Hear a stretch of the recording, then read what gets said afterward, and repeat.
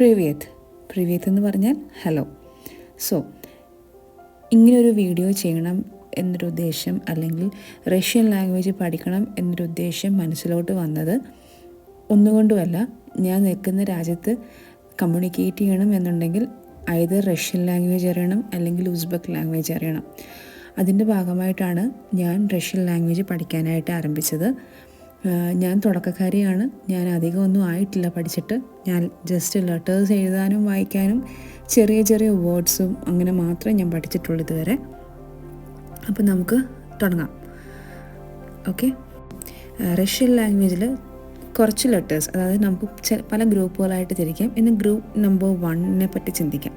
ഇതിനകത്ത് ഞാൻ ഇവിടെ പറഞ്ഞേക്കുന്നത് പോലെ the letters which are the same in Russian and English, which means സൗണ്ടും അത് എഴുതുന്നതും ഇംഗ്ലീഷ് പോലെ തന്നെ സെയിം ആണ്. അങ്ങനെയുള്ള ചില ലെറ്റേഴ്സാണ് ഈ കൊടുത്തിരിക്കുന്നത്. അപ്പോൾ നമുക്ക് നോക്കിയാലോ. അപ്പം ആദ്യത്തെ ലെറ്റർ കണ്ടാൽ എ പോലെ ഇരിക്കും. റഷ്യനിലും എ എഴുതുന്നത് നമ്മുടെ ഇംഗ്ലീഷ് ലെറ്റർ എഴുതുന്ന പോലെ തന്നെയാണ്. അപ്പം ഈ എ ക്യാപിറ്റൽ എ ഉണ്ട്, സ്മോൾ എ ഉണ്ട്. ഈ എങ്ങനെ പ്രൊനൗൺസ് ചെയ്യുന്നത്? നമ്മുടെ ഫാദറിനകത്തെ ഇല്ലേ, ആ രീതിക്കാണ് ഈ എ പ്രൊനൗൺസ് ചെയ്യേണ്ടത്.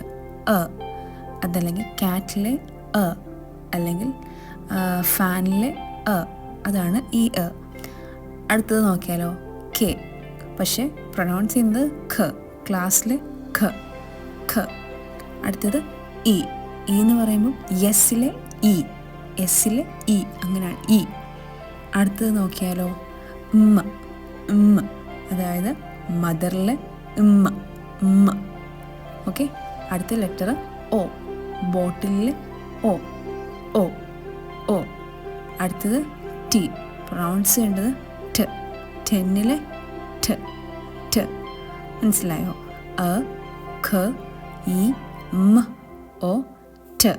ഇത്രയും ലെറ്റേഴ്സാണ് ഗ്രൂപ്പ് നമ്പർ 1 വരുന്നത്.